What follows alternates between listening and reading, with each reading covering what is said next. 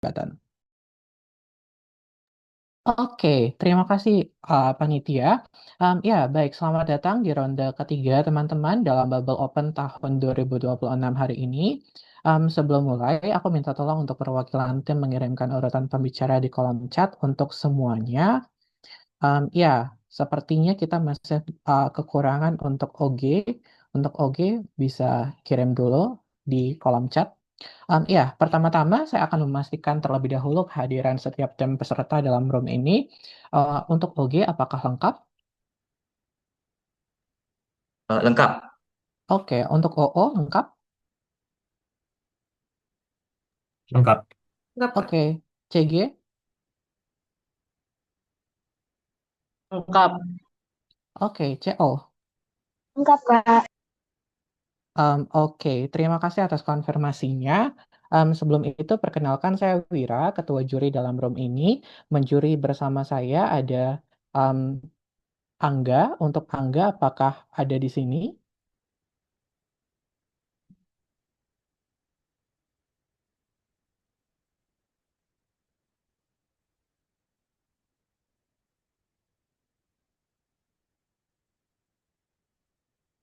Untuk Angga, oke, sepertinya tidak ada. Sebentar. Aku minta konfirmasi panitia dulu.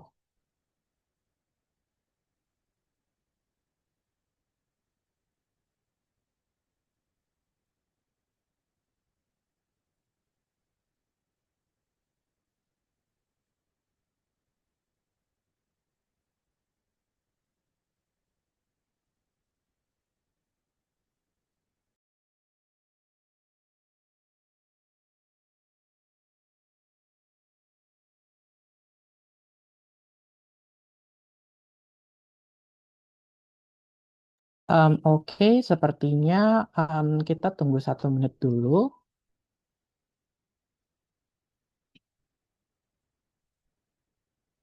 Ya, sampai 14.00 WIB kita tunggu sebentar. Oke, sudah 14.00. Ya, karena tidak ada. Oke, berarti di sini saya akan menjadi juri tunggal dalam room ini. Oke, ya teman-teman. Terima kasih atas konfirmasinya semua. Beberapa pengingat dahulu sebelum perdebatan dimulai. Satu, silakan teman-teman untuk menggunakan pengatur waktu atau timer pribadi untuk mengetahui waktu bicara kalian dan juga lawan kalian. Ya, yang kedua, silakan sampaikan preferensi interupsi kalian sebelum mulai, baik itu on mic, raise hand, ataupun di kolom chat.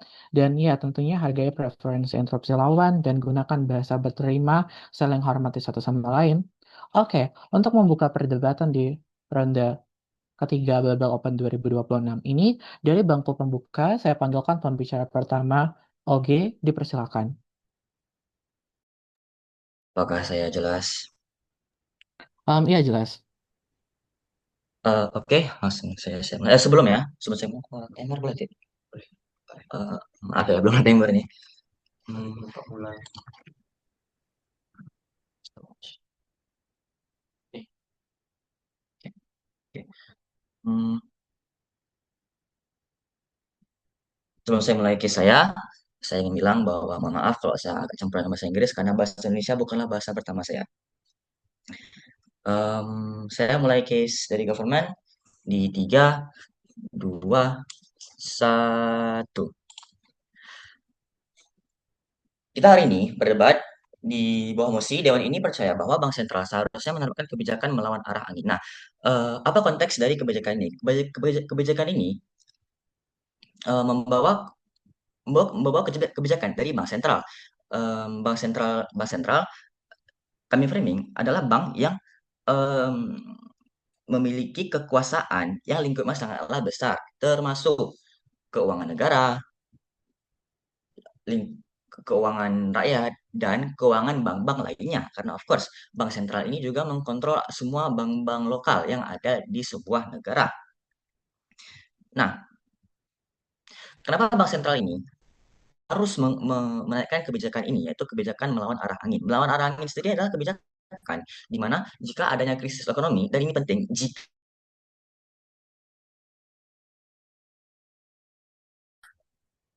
melawan arah angin sendiri adalah metode yang digunakan bank-bank untuk em, menurunkan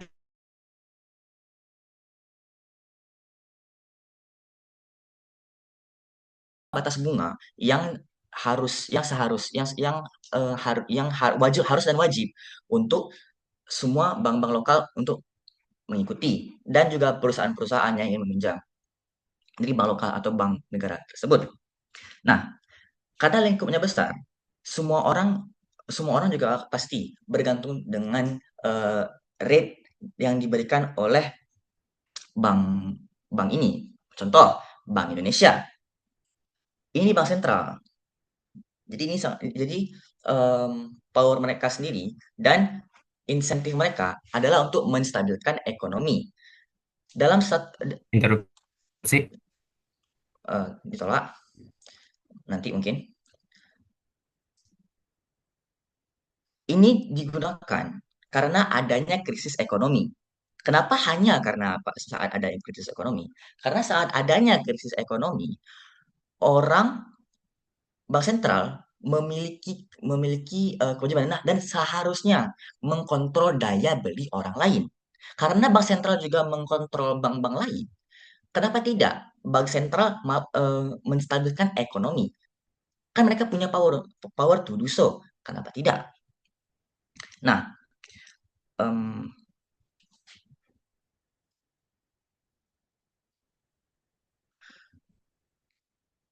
cukup di framing kami.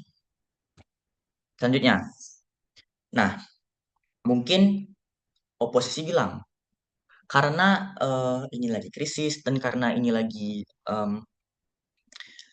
ada keadaannya susah dan di sisi kami itu bank sentral menaikkan bunga, which basically means market di sini itu mulai menggembung. Market di misalnya tarik negara Indonesia atau malah di internasional, marketnya menggelembung. Apa insentif investor yang sekarang keadaannya di sebuah negara itu lagi susah untuk support atau investasi?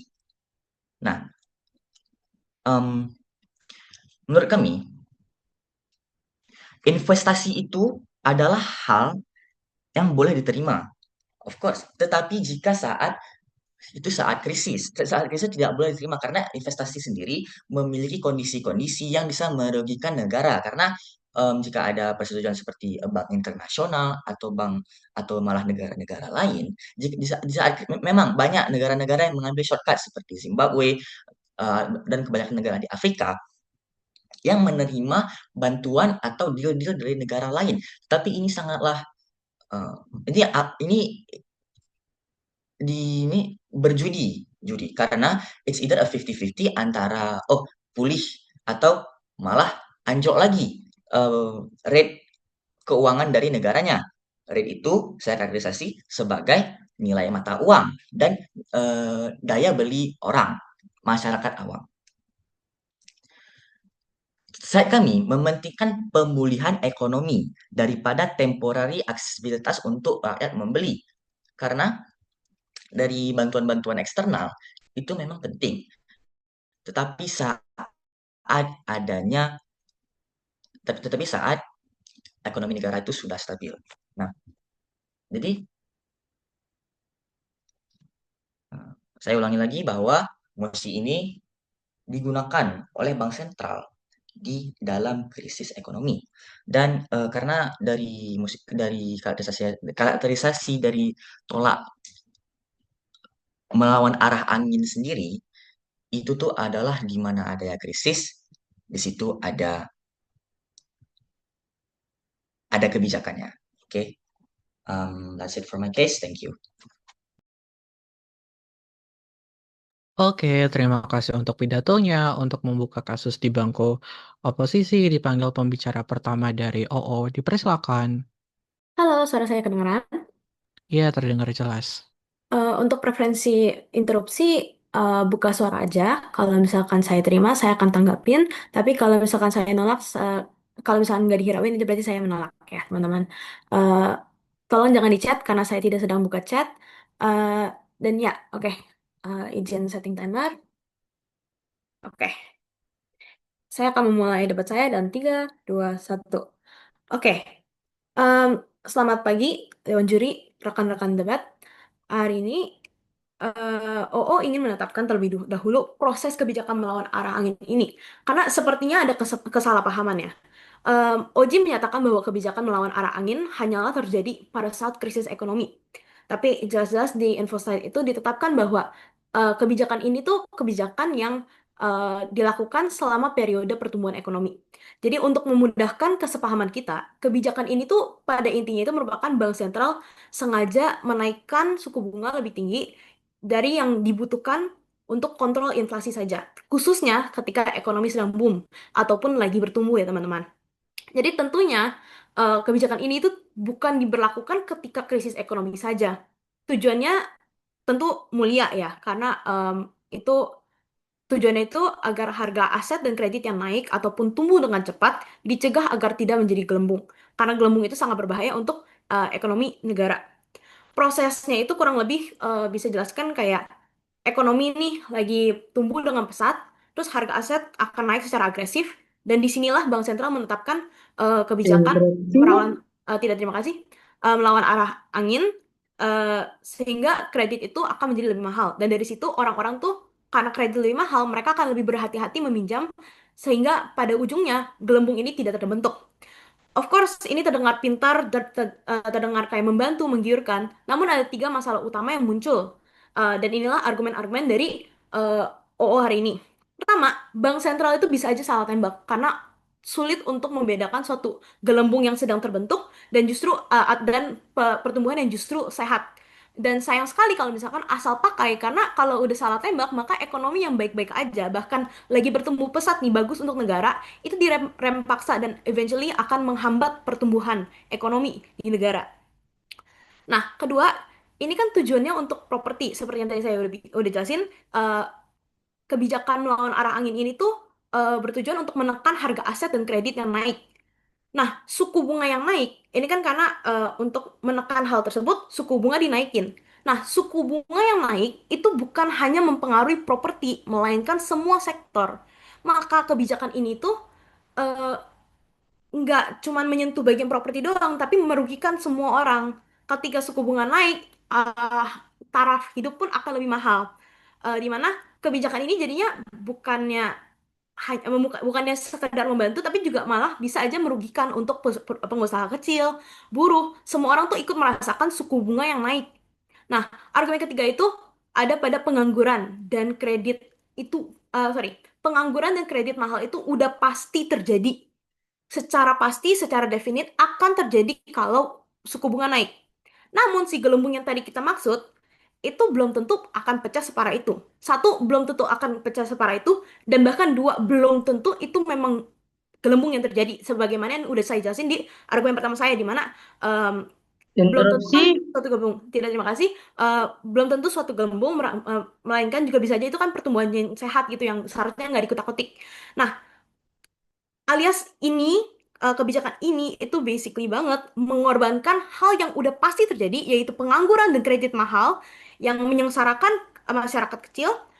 Itu mengorbankan hal sesuatu yang pasti itu untuk mencegah sesuatu yang bahkan belum tentu akan terjadi. Dan juri, OO juga ingin preempt bahwa tim proposisi akan menyebut krisis moneter 2008. Namun perlu dimengerti dulu bahwa krisis moneter 2008 itu bukan kegagalan suku bunga rendah semata, melainkan juga kegagalan regulasi, di mana mortgage derivatives-nya itu tidak diawasi, rating agency-nya tidak independen, dan solusi yang ditawarkan untuk hal tersebut itu bukanlah bunga yang lebih tinggi, melainkan regulasi yang lebih ketat.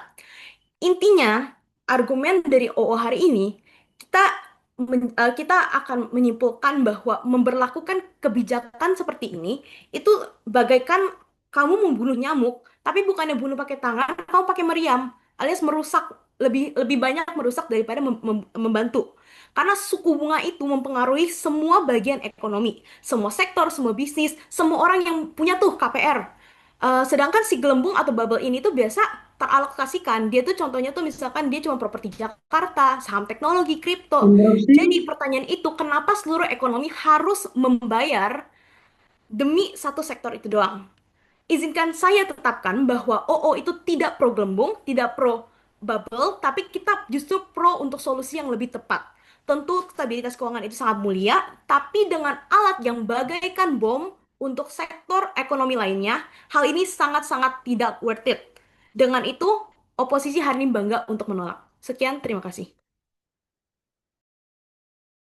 Oke, terima kasih untuk pidatonya. Untuk melanjutkan kasus, dipanggil pembicara kedua dari OG.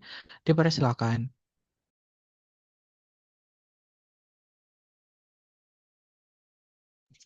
Oke, apakah suara saya terdengar jelas? Iya, terdengar. Oke, untuk preferensi interupsi bisa verbal saja. Ah, baik, saya akan memulai perdebatan saya dalam 3, 2, 1. Baik, Dewan Juri yang terhormat, mosi ini membahas apakah kebijakan yang berfokus kepada satu sektor ini pada akhirnya dapat eh, lebih baik untuk negara tersebut dalam kondisi pertumbuhan ekonomi ataupun sedang krisis ekonomi di mana harga-harga aset dan bubble yang eh, pecah itu terlalu berbahaya dan harus ditanggulangi. Bagaimana? Kedua sisi pada akhirnya di sini menginginkan bahwa bubble ini tidak pecah dan mengontrol bubble, namun hanya caranya saja yang berbeda. Maka di sini Oji datang dengan menerapkan kebijakan melawan arah angin itu lebih efektif.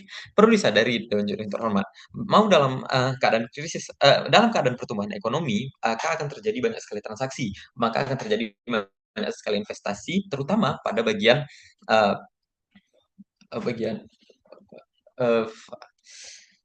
bukan, terutama pada investasi. Oke, pokoknya banyak sekali terjadi investasi sehingga eh, perlu ditekan agar bubble ini tidak pecah. Nah, kenapa penting sekali menekan bubble ini terlebih dahulu? Karena dalam pertumbuhan ekonomi, bubble ini akan cepat sekali berkembangnya. Bubble ini akan cepat sekali pecahnya karena banyak sekali eh, orang-orang yang menabung pada akhirnya. Nah, ini yang harus ditekan oleh bank sentral dengan cara memperbanyak suku bunga sehingga eh, orang-orang itu banyak bukan banyak menabung, mohon maaf, banyak sekali yang membeli. Nah, dan menjual. Inilah kenapa BI memperbanyak suku bunga agar menekan transaksi-transaksi tersebut. Pada akhirnya mereka akan lebih sering menabung dan tidak lebih sering menabung dan eh, tidak memperparah pertumbuhan bubble tersebut. Baik, yang dikhawatirkan adalah kalau bubble ini nggak pasti. Kayak ini belum tentu bubble yang sedang berkembang loh.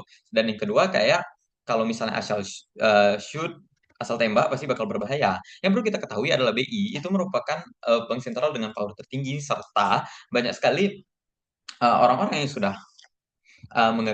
paham tentang pasar, mengerti dan mengobservasi sebegitu sering dan bagusnya, sehingga sangat-sangat unlikely kemungkinan kalau mereka bakal asal shoot saja uh, obs- uh, atau mereka bakal Interupsi. tidak, terima kasih, atau mereka bakal melihat itu dengan satu sisi saja. Pasti ada hal yang terjadi sehingga mengindikasi bahwa oh bubble-nya ini sedang berkembang sangat cepat sekali loh. Inilah kenapa ini harus ditahan.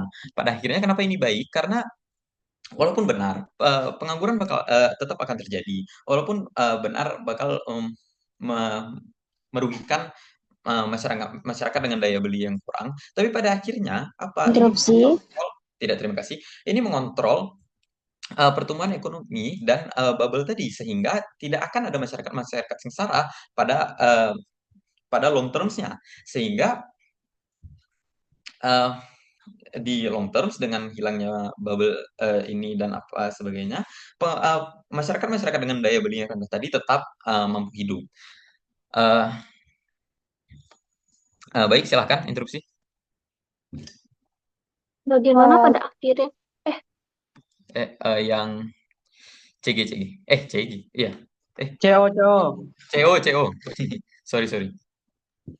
Satu, pada akhirnya masyarakat tetap sengsara pada saat suku bunga itu naik, maka masyarakat nggak mau berhutang dan masyarakat aktor miskin akan menjadi aktor rentan di sisi kami.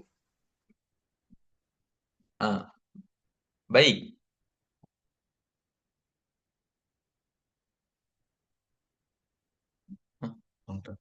Oke, baik.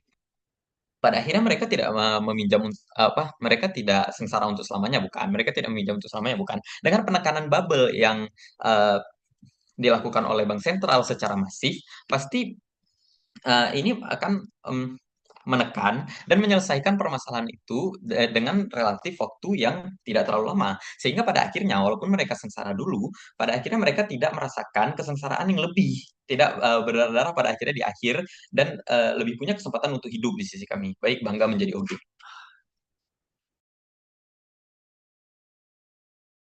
Oke, terima kasih untuk pidatonya. Kemudian untuk melanjutkan kasus, dipanggil pembicara kedua dari OO, dipersilakan. Sebentar, apakah saya terdengar? Ya, jelas terdengar. Oke, thank you, thank you. Sebelum saya mulai, untuk perdebatan kali ini, apa yang saya katakan tidak merepresentasikan opini saya secara keseluruhan dan hanya untuk perdebatan pada kali ini. Lalu untuk preferensi interupsi, tolong open mic. Uh, saya tidak dapat membaca chat atau melihat layar Zoom pada perdebatan kali ini karena saya akan membaca catatan saya. Oke, sebentar ya, saya setup timer dulu.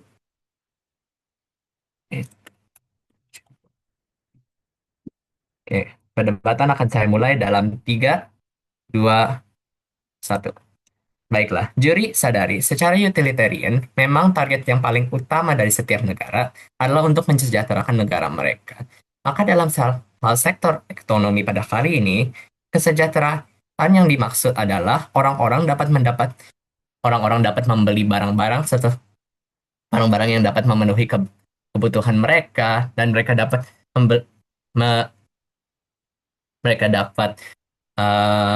supaya hidup mereka dapat terjamin dengan uang yang mereka punya pada saat itu.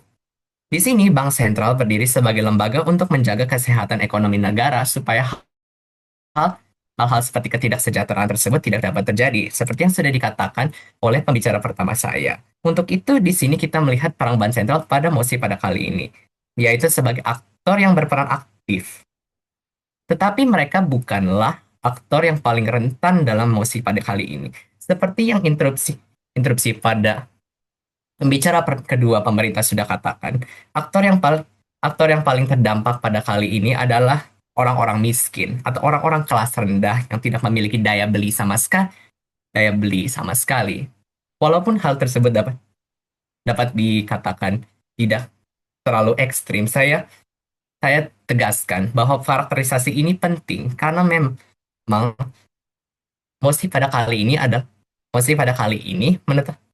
menetapkan bahwa melawan arah angin itu adalah menetapkan suku bunga yang lebih tinggi supaya orang-orang dapat menabung dalam periode pertumbuhan ekonomi. Tetapi di sini kita lihat kalau kalau orang-orang kelas bawah ini adalah orang-orang yang paling terdampak ketika terjadi perubahan ekonomi, gejolak ekonomi dan segala maksud seperti halnya bubble ekonomi. Jika hal tersebut terjadi, orang-orang miskin di sini yang muncul bukannya sudah kesulitan untuk membeli barang-barang, tambah kesulitan lagi untuk membeli barang-barang karena harganya meningkat ataupun karena daya jual investasi mereka itu tidak dapat tidak dapat mengcover dari biaya-biaya yang mereka sudah keluarkan itu. Dan bagaimana hal tersebut hal tersebut POI. tidak, terima kasih. Dan maka daripada itu, saya masuk kepada argumen saya pada kali ini. Kita kembali pada tujuan perdebatan pada kali ini. Kita ingin negara untuk berkembang. Untuk itu, kita tidak ingin terjadinya gelembung ekonomi.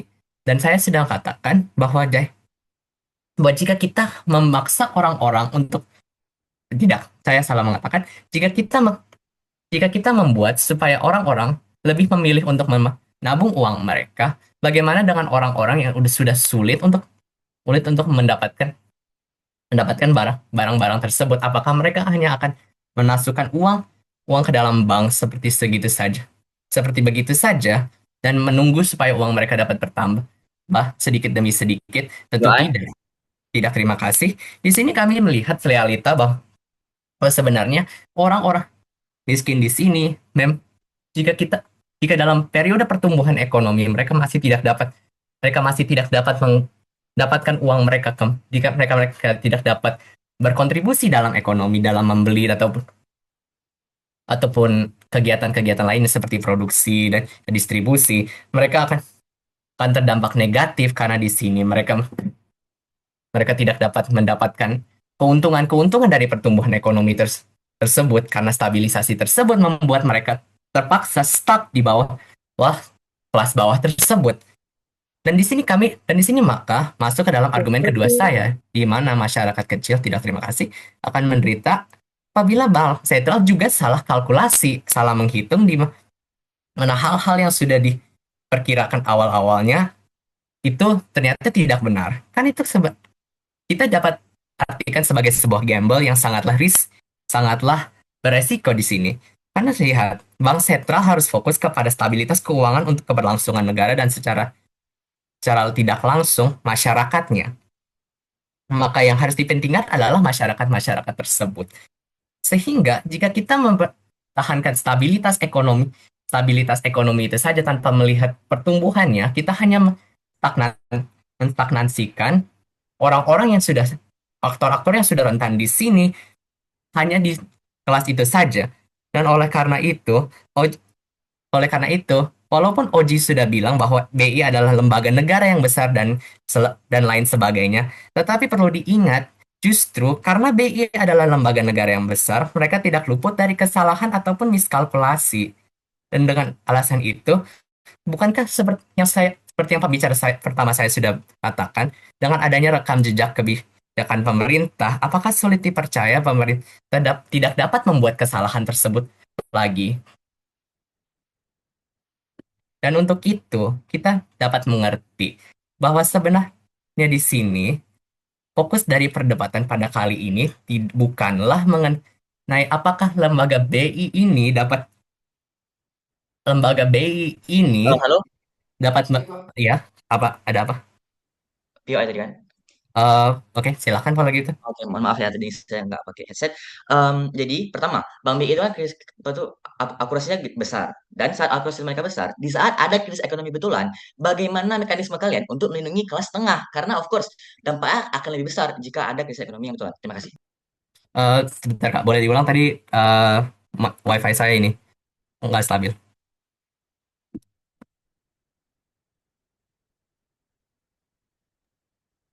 Mending lanjut aja nggak apa-apa. Oh ya, terima kasih. Baiklah, saya akan jawab PY tersebut akan saya jawab PY tersebut di lain kesempatan.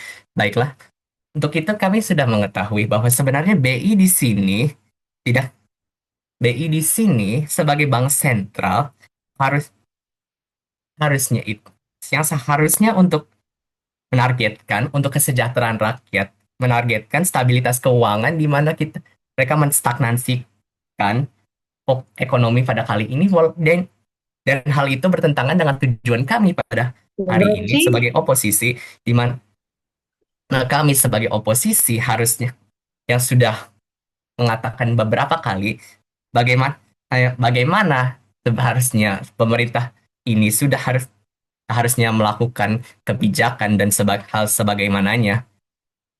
Itu itu sudah dibuktikan oleh tim kami. Baiklah, itu saja dari saya dan saya bangga menjadi tim oposisi. Oke, terima kasih untuk pidatonya. Sebelum melanjutkan perdebatan, ada beberapa pengingat untuk semua individu yang ada di ruangan ini. Satu, interupsi itu dibuka dari menit pertama, ditutup di menit ke-6. Jadi tolong untuk setting timer pribadi, baik untuk diri Anda ataupun untuk lawan Anda. Kemudian, ya, minta tolong untuk jangan melakukan spamming untuk menghargai juga pendebat yang sedang berbicara. Oke, langsung saja untuk melanjutkan kasus di bangku closing, dipanggil pembicara pertama dari CG, dipersilakan. Cek, cek. Ini audible nggak, Kak? Iya, terdengar. Jelas, Kak? Nggak ada mendem-mendem gitu? Nggak ada apa? Nggak ada apa? Nggak mendem ya, Kak? Ntar, atmosi dulu, Kak. Sorry, gimana? Lihat mosi sebentar, Kak. Ini aku mau lihat mosi dulu bentar. Itu timer, Kak. Oke. Oke, ini masih terdengar ya Kak? Iya, jelas. Oke, tiga. Oke, sekali lagi Kak konfirm ya. Mohon maaf Kak. Ini masih terdengar dengan jelas Kak? Iya, jelas kedengeran kok. Oke, tiga, dua, satu. Debat opini itu aneh karena mereka keluar dari fiat debat ini. Fiat debat ini adalah mengasumsikan bahwa negara sedang pertumbuhan ekonomi. Pertumbuhan ekonomi itu bukan berarti tiba-tiba negara sedang krisis atau negara yang lagi mandek dalam chaos dalam ekonominya. Justru pertumbuhan ekonomi adalah momentum di mana partisipasi masyarakat dalam melakukan kegiatan ekonomi, melakukan sirkulasi ekonomi itu semakin masif di status quo. Artinya di sisi OO, ketika OO bilang, oh kredit ini akan melimitasi untuk mereka untuk masyarakat marginal memenuhi kebutuhan primer mereka. Namun kami rasa bahwa kebutuhan primer tidak tanpa Anda meminjam di bank pun itu sudah sangat aksesibel. Anda bisa membeli barang primer tersebut di kelontongan, di pasar Tanah Abang dan sebagainya. Artinya bentuk pertumbuhan ekonomi dan bentuk counter mekanisme di sisi kontra masih dipertanyakan sampai akhir debatnya. Oke, kesalahan terbesar OG adalah mau pemulihan ekonomi, tapi tidak ada proses likelihood kenapa pemulihan ekonomi akan semakin mungkin di sisi OG. Nah, OG, makanya debatnya di opening itu deadlock antara manakah yang antara debat gelembung ekonomi itu baik atau buruk. Namun Tigi akan masuk dalam konteks yang baru bahwa debat ini kita berbicara di negara berkembang simply dua hal. Satu, masyarakat negara berkembang mayoritas adalah dasi biru. Artinya mereka adalah masyarakat kelas menengah ke bawah. Orientasi mereka adalah ingin pada akhirnya produktivitas. Kalau masyarakat kelas menengah, masyarakat miskin tidak bisa meminjam, ini adalah hal yang bagus.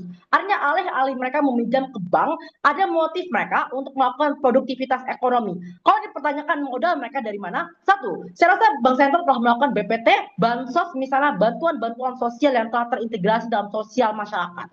Kedua, justru kalau kita berbicara tentang utilisasi ekonomi dan juga pertumbuhan ekonomi akan tercater di sisi G. Ada dua hal. Pertama, karena masyarakat yang misalnya masyarakat dan perusahaan UMKM, perusahaan startup dan sebagainya punya wadah untuk pada akhirnya mereka berakselerasi dalam dunia pasar. Kedua, artinya kebijakan seperti Barat yang menekan nilai inflasi juga urgent sama sekali atas dua hal. Satu, berbeda konteks. Kapasitas ekonomi negara berkembang itu masih sangat konsumerisme. Artinya masih konsumerisme. Masih membeli barang-barang alih-alih masih di apa ya? Masih bergantung pada barang-barang ekspor dan impor, atau mereka masih bergantung pada branding barang yang masih tren. Artinya mereka orang-orang miskin ini karena ada gengsi mereka akan sangat likely untuk meminjam uang di bank karena simply di kontrak harganya dimurahkan.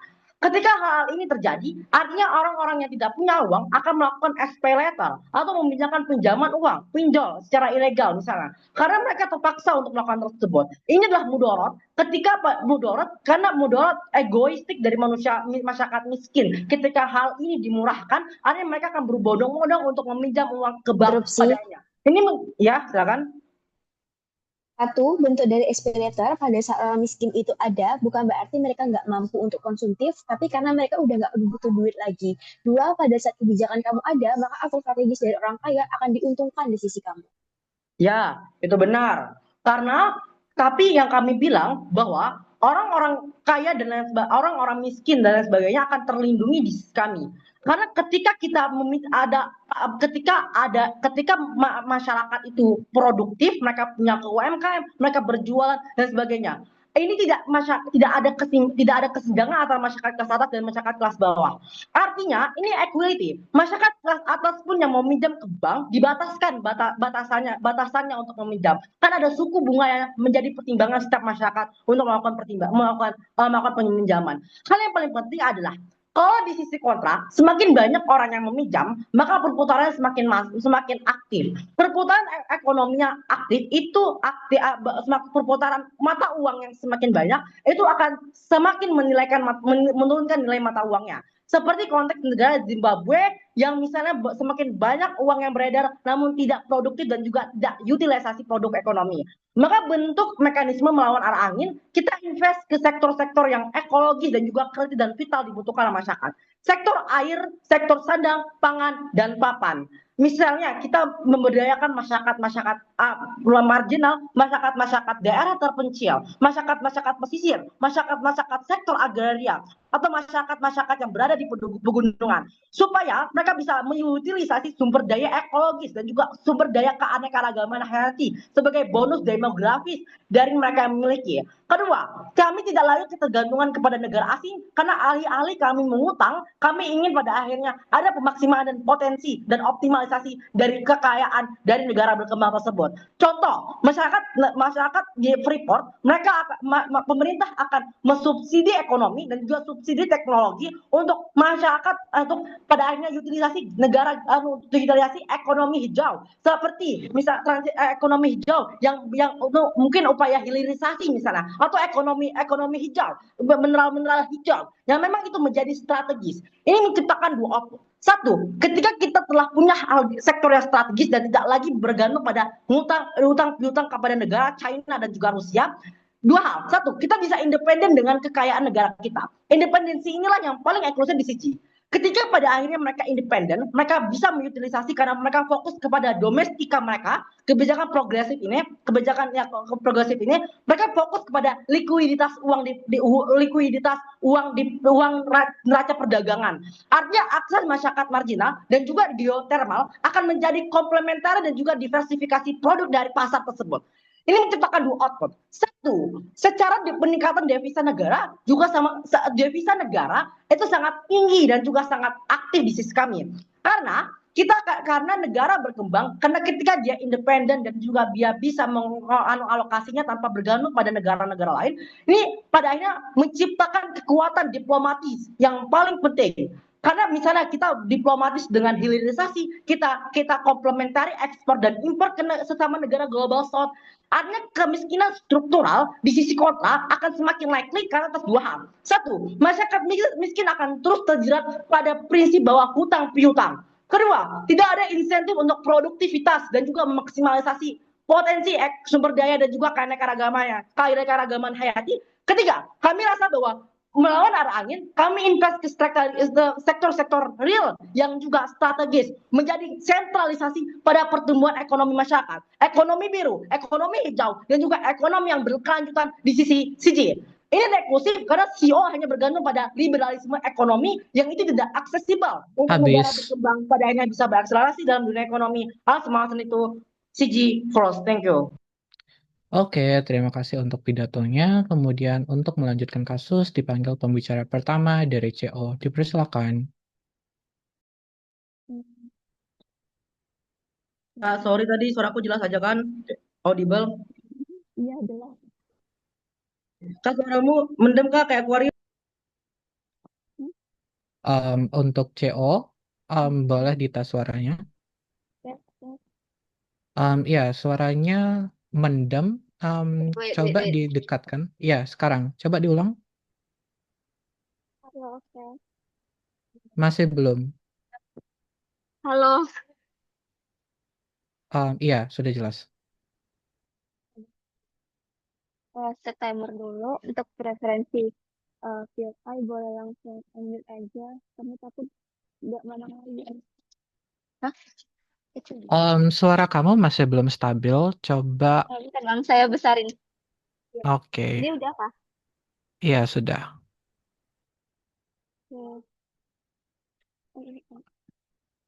Oke. Debat akan saya mulai dalam 3, 2, 1.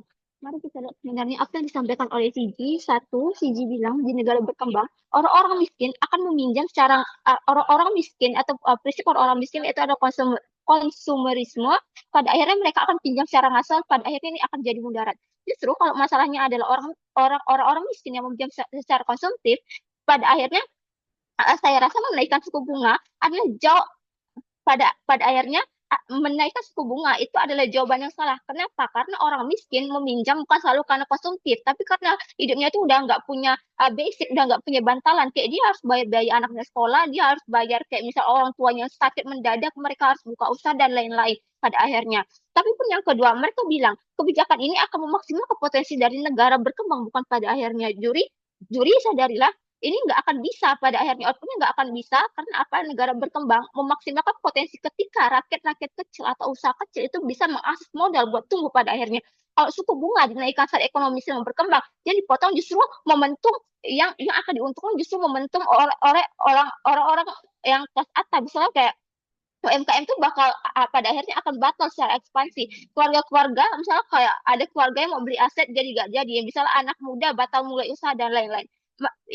Begitu. Tapi pun mari kita lihat overview yang ada di sisi pembuka, saya rasa debat pembuka itu nggak terlalu clear. Karena pada akhirnya kan saya nggak akan karena saya tidak pernah mendengar apa itu sebenarnya bank sentral. Kenapa stabilitas itu sangat penting. Jadi bank sentral itu adalah lembaga yang punya kuasa besar terhadap ekonomi, ya, lembaga yang punya kuasa besar terhadap ekonomi lewat suku bunga, tapi justru karena kuasanya besar, ia harus hati-hati. Bank sentral itu adalah bukan lembaga yang dipilih langsung oleh rakyat untuk menekan siapapun yang boleh tumbuh, sektor mana yang harus diam dan kelompok mana harus menanggung biaya pencegahan krisis. Makanya apa? Mandat bank sentral itu paling aman adalah menjaga stabilitas harga dan kondisi ekonomi. Kenapa stabilitas itu penting? Satu, untuk kepastian hidup. Orang-orang bisa merencanakan cicilan, orang-orang bisa menyekolahkan anaknya, orang-orang bisa buka usaha dan buka tabungan. Interupsi. Tapi yang ke B, tidak terima kasih mengenai kepercayaan. Saya rasa sistem keuangan itu akan bekerja karena orang percaya bank itu aman. Bank itu aman, pinjaman itu masuk akal dan harga itu nggak melonjak pada akhirnya. Tapi pun yang C, untuk perlindungan bagi orang-orang yang rentan. Supaya apa? Orang-orang kaya itu sebenarnya bisa bertahan ketika ekonomi itu kacau. Karena apa? Karena mereka punya tabungan, karena mereka punya usaha dan lain-lain. Mari kita komparasi kepada orang-orang yang miskin. Mereka nggak ada bantalan, mereka nggak ada basic. Makanya kalau ada krisis finansial, mereka lah yang aktor paling paling rentan. Tapi kalau dalam argumen saya, satu, saya rasa akar masalahnya adalah pada mandat bank sentral. Bank sentral itu punya kekuasaan yang sudah saya sebutkan. Mereka punya kekuasaan yang besar, kayak memengaruhi keputusan bisnis dan lain-lain. Di lain-lain, makanya kekuasaan seperti ini harus dipakai dengan sangat hati-hati. Karena apa? Karena efeknya tidak hanya jatuh pada investor-investor yang besar, tapi juga pada orang biasa. Masalahnya adalah ketika kamu melihat kebijakan melawan arah angin, siapa yang memberi bank sentral hak untuk menentukan bahwa sebenarnya optimisme dari masyarakat itu sudah baik pada akhirnya. Karena pada dasarnya pertumbuhan ekonomi itu seringkali memang membutuhkan sebuah keberanian, bukan dengan juri. Orang-orang kayak misalnya buka usaha, kayak keluarga beli rumah, ataupun mahasiswa meminjam untuk pendidikan. Kalau setiap momentum pertumbuhan dari ekonomi langsung dicurigai sebagai awal dari gelembung ini ada, maka bank sentral tidak akan ada stabilitas pada akhirnya. Mengapa ini bisa terjadi? Saya rasa tidak semua kenaikan kredit itu adalah gelembung. Makanya kalau kamu lihat dalam ekonomi yang sedang tumbuh, sangat wajar jika orang-orang mulai ngambil resiko lebih besar karena mereka melihat peluang lebih baik. Misalnya di sekitar kita, ketika ada satu daerah mulai ramai, orang-orang tuh bakal buka warung, nyewa ruko dan lain sebagainya dari luar. Saya rasa itu angka kreditnya akan jauh semakin naik. Tapi mari kita lihat dari sudut pandang atau POV kita, itu adalah merupakan satu bentuk kredit, bukan pada yang. Tapi pun yang B, saya rasa bank sentral biasanya independen, dia tidak dipilih langsung oleh masyarakat. Sehingga pada akhirnya apa? Mereka independensi ini yang berguna ketika mereka menjaga inflasi agar politisi itu nggak sembarangan mencetak uang atau membuat kebijakan jangka pendek pada akhirnya. Tapi juri independensi ini menjadi berbahaya ketika bank sentral mulai membuat keputusan yang sangat distributif pada akhirnya, kayak siapa sih yang boleh dapat kredit murah, siapa harus tunda beli rumah dan lain-lain. Makanya kalau bank sentral naikkan suku bunga untuk nahan inflasi yang jelas, orang-orang tuh pasti bakal memahami kayak harga barang naik ataupun daya beli rusak. Tapi kalau bank sentral naikkan suku bunga karena mereka mikir, kami khawatir kalau aset ini terlalu tinggi, atau kami khawatir atau kredit ini terlalu cepat. Pada akhirnya apa? Itu akan jauh lebih buruk dari juri. Tapi masuk ke argumen saya yang kedua, saya rasa gelembung aset ini tidak muncul hanya karena uang-uang yang murah aja, tapi muncul ketika aktor-aktor tertentu itu punya insentif untuk terus beli aset, bukan karena nilai gunanya, tapi karena bertahap harganya terus naik. Makanya dia muncul ketika suatu bank itu terlalu mudah memberikan kredit ke sektor tertentu, pun ia muncul Interupsi. ketika tidak terima kasih, ketika orang kaya itu cari uang, cari tempat untuk menyimpan uang dan mendorong harga properti naik. Tapi kenapa ini buruk pada akhirnya? Saya rasa A, suku bunga yang tinggi itu menyasar kepada semua peminjam, padahal sebenarnya eh, gelembungnya tuh sebenarnya hanya untuk di dalam satu sektor aja. Misalnya gelembung-gelembung yang ditakutkan ada di sektor misalnya kayak properti-properti mewah. Orang-orang kaya itu tuh bisa beli rumah sebanyak satu, dua, atau tiga, atau apartemen kosong sebagai investasi. Makanya nanti lama-lama harga itu naik bukan karena keluarganya itu butuh tempat tinggal, tapi karena aset yang dipakai untuk apa ya?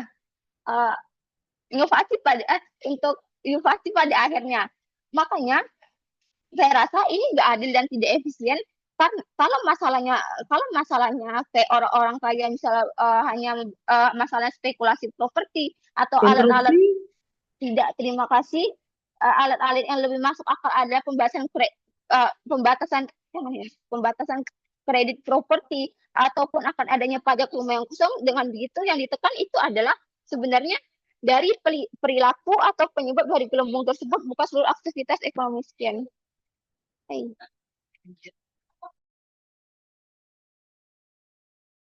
Oke, terima kasih untuk pidatonya. Pengingat kembali untuk interupsi itu hanya dibuka di menit pertama hingga menit ke-6. Oke, untuk menutup kasus di bangku pemerintah dipanggil pembicara kedua CG. Dipersilakan. Saya Kak, kedengeran? Audible? Iya, terdengar. Untuk interupsi silakan unmute. Saya akan berfokus ke kolom chat. Dan ya, aku bakal nerima interupsi di menit kedua sampai menit keempat. Mulai dalam 3, bentar. 3, 2, 1. Mosi ini sebenarnya berbicara tentang bagaimana cara pemerintah melalui bank sentral itu untuk membatasi euforia rakyatnya ketika pertumbuhan ekonomi itu sedang melonjak. Artinya adalah yang tidak pernah dijelaskan dari semua batch adalah bagaimana mitigasinya. Bahkan di CO dan OO harus saya pertanyakan bagaimana ketika pertumbuhan ekonomi ini sudah sangat naik, ya gimana caranya mereka untuk menekan orang-orang kaya ini agar supaya mereka tuh bisa menjadi check and balance bagi orang-orang di bawahnya. Makanya CG akan datang ke debat ini dan menyelesaikan masalah tersebut. Tapi beberapa respon. Satu, tentang kegagalan OG. OG tidak pernah menjelaskan kepada Anda juri kenapa pada akhirnya tiba-tiba orang-orang yang miskin di sisi mereka itu akan tetap survive. Tapi CG akan datang ke debat ini dengan jelasin, nanti saya akan jelasin di bingkai. Tapi dua, OG itu juga sangat kontradiktif. Mereka tuh bilang bahwa pada akhirnya orang-orang miskin itu perlu diperhatikan, tapi setelahnya mereka bilang lagi di isu yang tentang penderitaan, pada akhirnya orang-orang ini tidak akan menderita selama itu karena udah progresif. Makanya ya oke kalah dari awal. Tapi selanjutnya mereka bilang kalau bank sentral itu sulit untuk membedakan kebijakan sesuai dengan proporsionalitasnya. Ini paralel dengan kasus OO dan OG yang tidak pernah menjelaskan kapabilitas bank sentral. Dua hal. Satu, bank sentral adalah aktor yang sangat capable karena mereka misalnya digaji miliaran oleh negara atau sesimpel orang-orang yang ada di dalamnya itu adalah orang-orang yang sudah sangat ahli. Artinya mekanisme ketika kasus mereka itu adalah tentang kesalahan kebijakan atau errornya regionalisasi itu tidak akan pernah terjadi karena lihat selama ini bagaimana bank sentral itu berperan untuk memasok uang-uang ke bank-bank negeri untuk pada akhirnya diputar di masyarakat. Tapi selanjutnya CO itu datang ke debat ini dengan bawa kasus tentang orang miskin. Orang-orang miskin yang butuh uang sampai pinjam misalnya. Beberapa hal. Satu, saya rasa ketika kebijakannya ini ada, suku-suku aktor yang akan sangat ditekan juga itu adalah orang-orang kelas atas. Kenapa? Bukan hanya orang-orang kelas bawah aja, karena misalnya ketika kelas bawah itu udah stagnansi, maka ini akan berdampak juga pada yang atas. Makanya suku bunga yang tinggi yang diambil dari sektor-sektor yang sudah progresif sekali misalnya, itu akan diputar kembali ke masyarakat yang miskin. Artinya ini adalah salah satu bentuk mitigasi dari pemerintahan untuk mencegah ketika ada sesuatu yang sangat besar di masa depan, misalnya kayak bencana krisis ekonomi, krisis moneter dan sebagainya. Tapi dua, pun kalau orang-orang miskin ini tidak punya sandaran lain, mereka itu sudah diperhatikan oleh pemerintah dari dulu, kayak bansos dan sebagainya untuk prioritas-prioritas orang-orang marginal ini. Makanya untuk masalah saya akan balik argumennya. Orang-orang miskin di sisi kamu, di sisi OO dan CO, itu akan sangat likely misalnya untuk minjam minjam uang dengan sangat besar. Karena mereka mikir, negara saya punya banyak uang, pertumbuhan ekonominya lagi besar. Artinya, kebijakan keputusan yang impulsif ini itu bikin mereka terjebak di dalam lingkaran ekonomi hitam yang bikin mereka tuh terjebak dalam hutang. Artinya satu, stagnansi, orang yang miskin akan semakin miskin dan orang yang kaya akan semakin kaya ada di dunia OO dan CO. Tapi selanjutnya, OO bahwa tentang suku bunga itu merugikan semua orang. Ini jadi masalah baru. Beberapa respon. Satu, tidak. Karena saya rasa kebijakan ini tidak merugikan semua orang. Analisisnya adalah ketika ada pertumbuhan ekonomi, Interupsi. semua lapisan boleh, silakan. Maka yang perlu diperhatikan bukan hutang dari orang miskin, tapi bagaimana akhirnya kumpulan dari hutang negara itu akan membuat inflasi yang pada akhirnya suku bunga nggak bisa dijadikan solusi.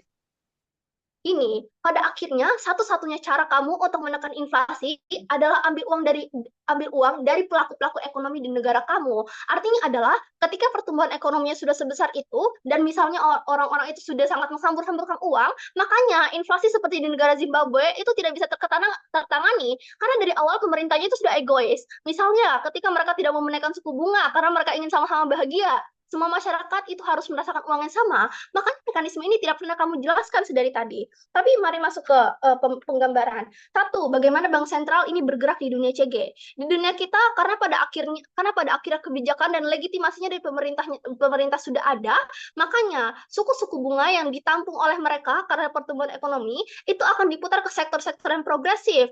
Ini paralel dengan argumentasi Azam yang bilang tentang isu mikro seperti kerentanan aktor dan sirkulasi ekonomi. Karena gini, UMKM itu butuh pasokan dari bank sentral atau dari bank-bank konvensional misalnya. Artinya ketika perputaran uang ini ada, akan sangat likely untuk bank sentral untuk memasok uang agar bisa menjadi modal bagi para pengusaha kecil. Artinya di sisi kita paralel juga. Orang-orang yang mengambil pinjaman itu akan diseleksi dengan sebenar-benarnya. Berbeda dengan di sisi kamu, ketika kreditnya itu menjadi sangat murah, makanya bank-bank itu tidak ada proses seleksi yang se-eksklusif itu. Orang-orang terjerat hutang, pengangguran, dan sebagainya. Makanya di sisi kamu itu kriminalitas sangat likely dan ini tidak penjelasannya. Tapi yang paling penting, karena musuhnya adalah Dewan ini percaya X harus melakukan Y, maka harus dikasih tahu di sisi CO dan OO apa yang harus diprioritaskan. Bahkan kalau OG itu datang dari tadi, ya mereka itu akan semua argumentasi mereka itu ada di bawah penjelasan dari kita, analisis dari kita, dan ini udah terlambat. Tapi isu makro misalnya, karena ketidakpastian global, relevansi adalah ketika misalnya negara itu sudah bisa mandiri untuk mengatur suku bunganya, artinya perputaran ekonomi yang dilakukan oleh pemerintahan negara berkembang itu tidak bergantung lagi dengan negara luar. Misalnya ketidakpastian global geopolitik yang menyebabkan krisis moneter, Selat Hormuz misalnya ketika BBM harganya naik. Artinya adalah suku-suku bunga yang dinaikkan seperti ini itu ditargetkan oleh orang-orang yang sangat berpengaruh di negeri ini. Misalnya orang-orang kaya, mereka akan dikasih suku bunga yang lebih tinggi sesuai dengan kekayaan mereka. Makanya proporsionalitas aja, simetris di kedua sisi. Kalau orang-orang yang miskin itu dikasih suku bunga yang tinggi, itu masih sesuai dengan kapasitas mereka. Pun uang-uangnya atau dananya yang dilarikan ke APBN itu akan diputar lagi misalnya untuk bansos, untuk bantuan-bantuan orang miskin dan sebagainya.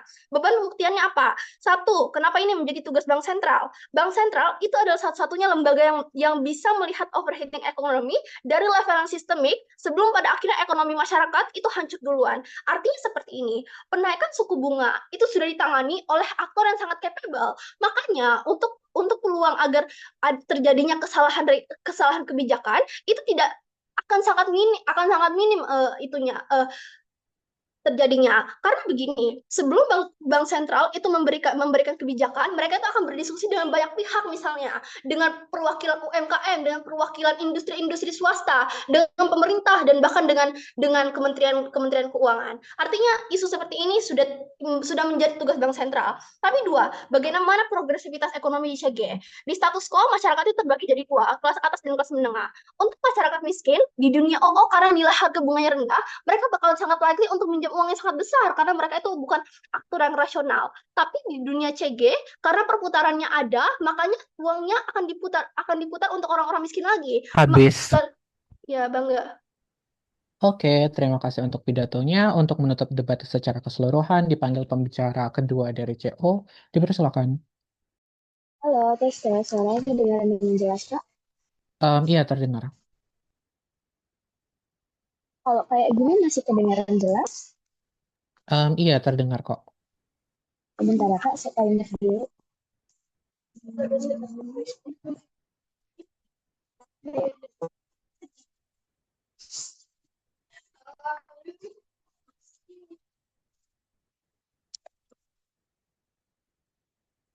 Bentar.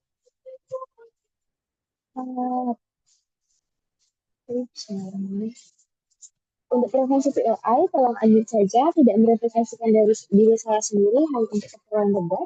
Memulai perdebatan alami dengan 3, 2, 1. Kami gini, bagaimana strategi yang mereka inginkan.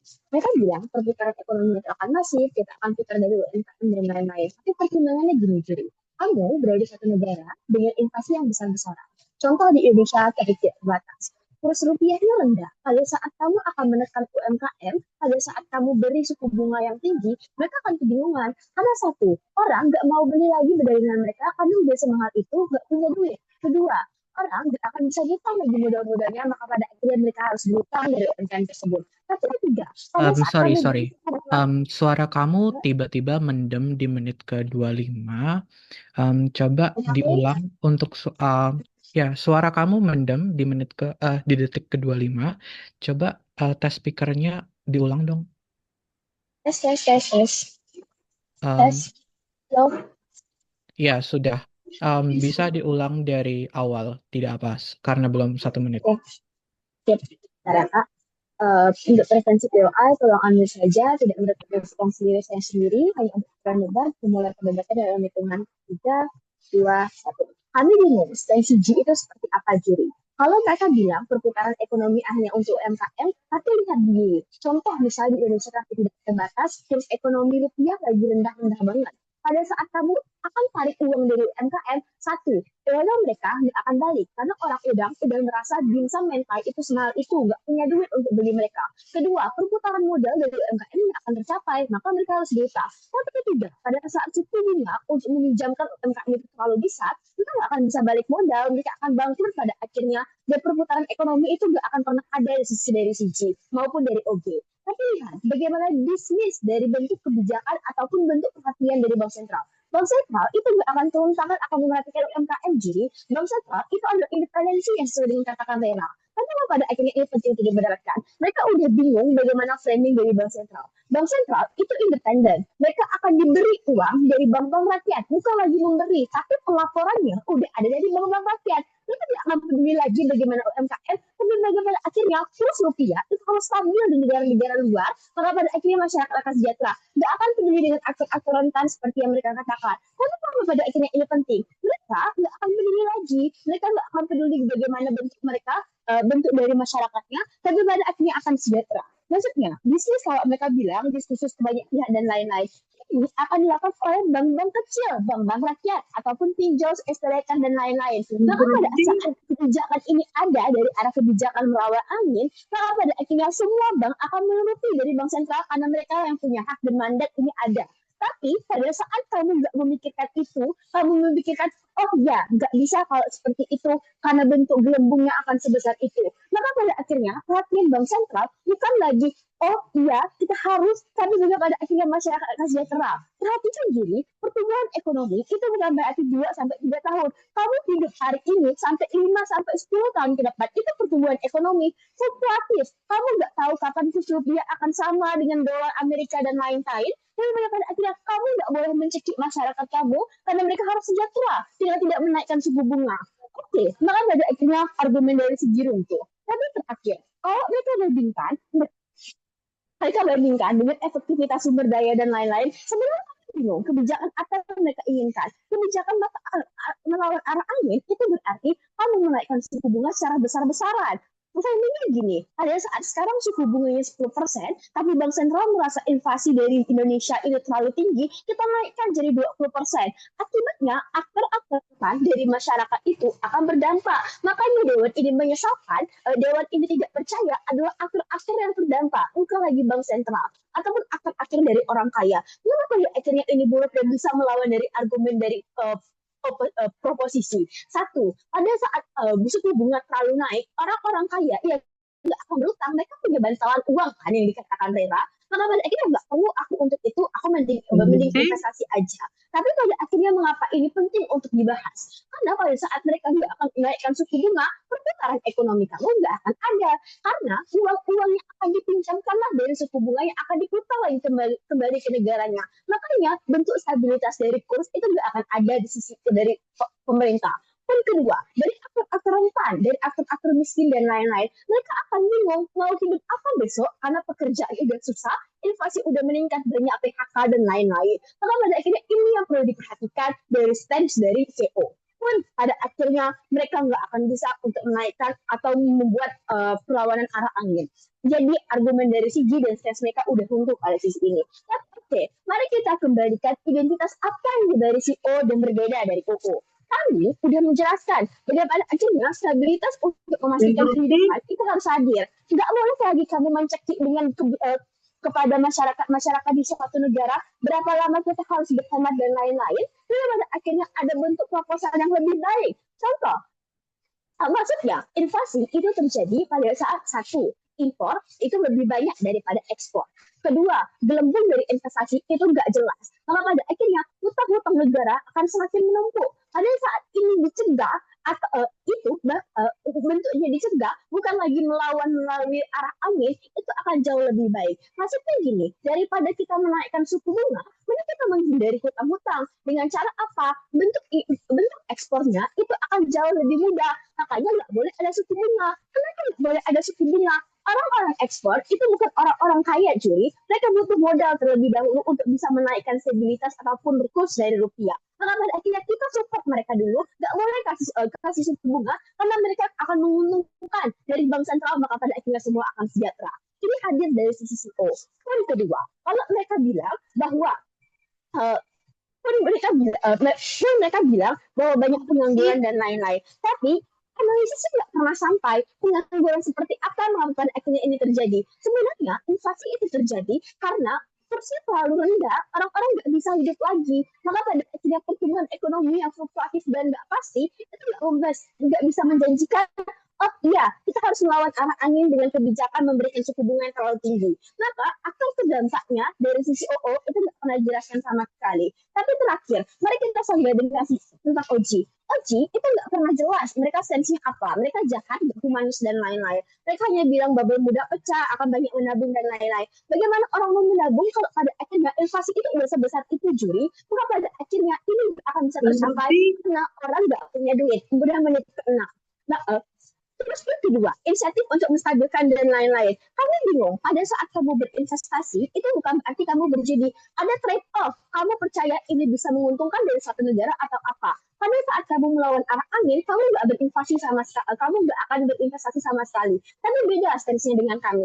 Pada saat kamu tidak melakukan melawan arah angin, kita akan buat kebijakan. Oh iya, dari hutang-hutang negara yang terlalu besar, kita simpan dulu untuk bayarnya 30%. Sisa uangnya kita akan alihkan untuk bentuk obligasi, investasi saham maupun aset-aset global yang lebih menguntungkan. Bank sentral itu nggak sebodoh itu untuk memusatkan suatu kebijakan yang aneh pada akhirnya. Maka pada akhirnya mereka akan analisis bagaimana pada akhirnya 2-3 tahun dari perekonomian fluktuatif itu kita bisa menguntungkan walaupun skenario-nya akan ada orang-orang yang akan disusahkan terlebih dahulu, tapi pada akhirnya itu nggak selama itu. Karena saya akan kami lebih humanis, pada akhirnya kami bisa membuktikan kepada juri bank sentral itu akan lebih baik pada saat tidak melawan arah-arah, maka pada akhirnya CEO pantas menang.